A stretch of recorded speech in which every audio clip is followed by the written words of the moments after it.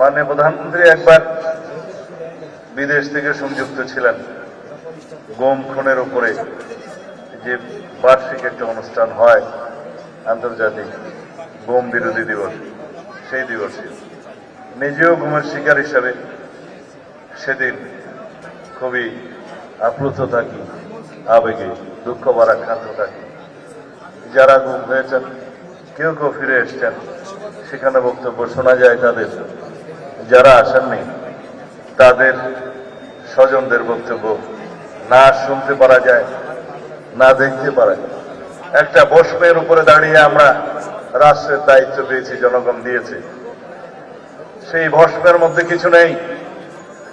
সারা বাংলাদেশের অর্থনীতি ফোকলা অবস্থা, ব্যাংকিং খাত লুটপাট হয়ে গিয়েছে, 30 লক্ষ কোটি টাকা পাচার হয়ে গিয়েছে।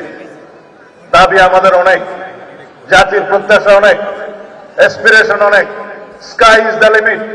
কিন্তু আমাদেরকে বাস্তবতায় আসতে হবে। আমাদের অর্থনৈতিক বৃদ্ধি কোথায়? আমাদের নেতা যে পরিকল্পনা করেছেন, আমরা যে বাজেট দিয়েছি 9,37,000 কোটি টাকা, 38,000 কোটি টাকার বাজেট, সেই বাজেট বাস্তবায়নের মধ্যে কি আছে? এই সমস্ত সামাজিক নিরাপত্তা খাতগুলো আছে।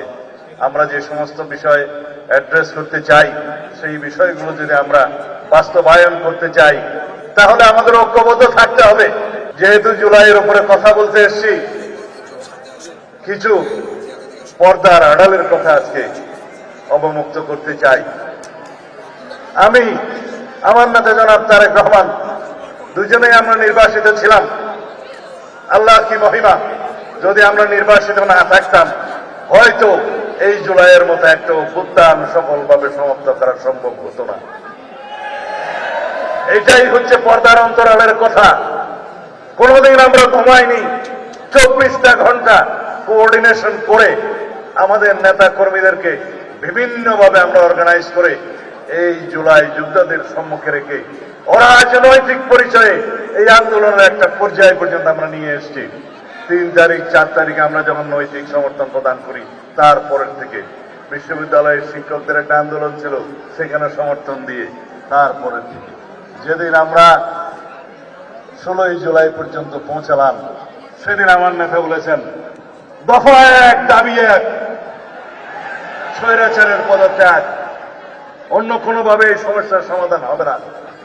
আজকে যারা জুলাই যোদ্ধাদের নেতৃত্ব দাবি করেন, তাদের অনেকেই সেদিন বলেছিল আমাদের কোনো রাজনৈতিক দাবি নাই, আমাদের দাবি বৈষম্যহীন এই ছাত্র আন্দোলনের দাবি, গোটা বৈষম্য দূর করতে হবে, সেটাই ছিল তাদের বক্তব্য।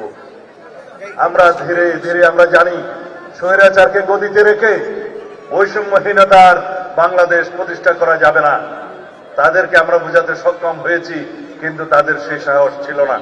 আমরা রাজনৈতিকভাবে সমগ্র বাংলাদেশের সকল মানুষকে ঐক্যবদ্ধ করে শত সহস্র শহীদের রক্তের এই স্রোতের মধ্য দিয়ে আমরা এই জায়গায় এসে আছি।